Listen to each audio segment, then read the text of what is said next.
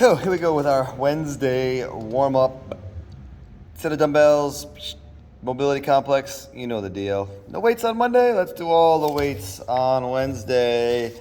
True heavy day, guys. 14 exercises, our goal is to get through 3 rounds, maybe more, but maybe less if you're going really heavy, right? So that's what the circuit looks like. And I don't have any weights out right now. I'm just gonna mock all this stuff.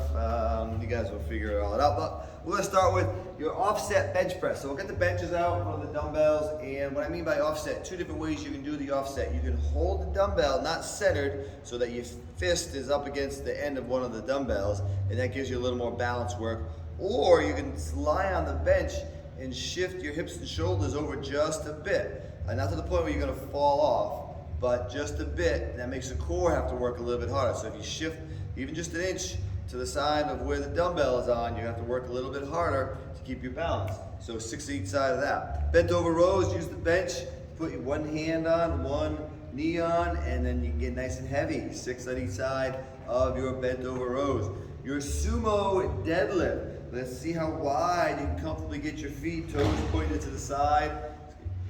And deadlift, right? So we're gonna have a slight bend in those knees.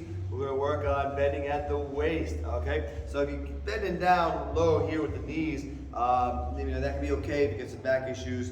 It's more of a squat, like a sumo squat. The weight's still low, so it's technically still a deadlift, but really, so when I show you the side view, we're really trying to work on with the legs out to the side, bending at that waist. But notice my back, right? I'm really working on pulling my shoulder blades back, keeping my chest forward, but that arch is still there in that lower back. So that keeps that spine nice and engaged, the core is nice and tight, glutes doing all the work. All right, so 1 or 2 kettlebells.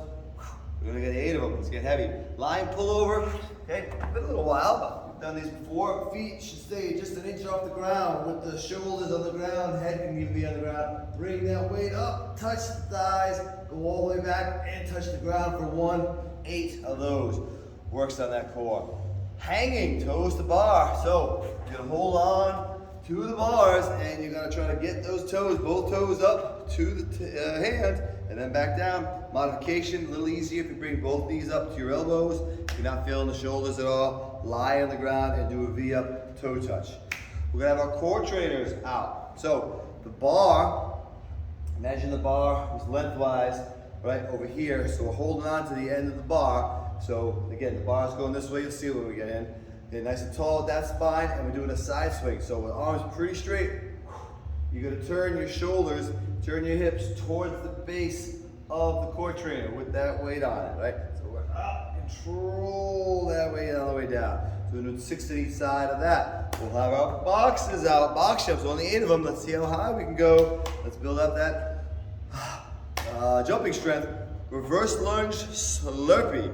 All right, so you're gonna do a nice reverse lunge, right? Just 1, and then slam the ball, kick the feet out, pick it back up, 1, and repeat. And again, only 8 of those. Let's get heavy. Use that heavy slam ball for your shouldering. We're gonna pick that ball up, toss it over that shoulder. All right, make sure there's no other people or balls around for it to land on. Your TRX suspension trainers. Feet are gonna be in the trainer. You're gonna do a push-up, a walk-up, and a curl if you can. That's a lot. It's only 8 of them, but try to get that in.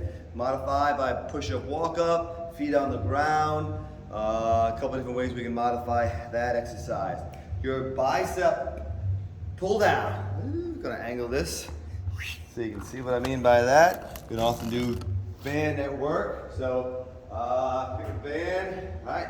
Elbows are tight. Pull down, right? Extend those elbows up. Coming back up. All right, am I still in frame? I think so. I got a wide angle camera on that thing, but if in case I didn't, tricep, band, pull down. All right, and that control like that really gets to isolate those triceps.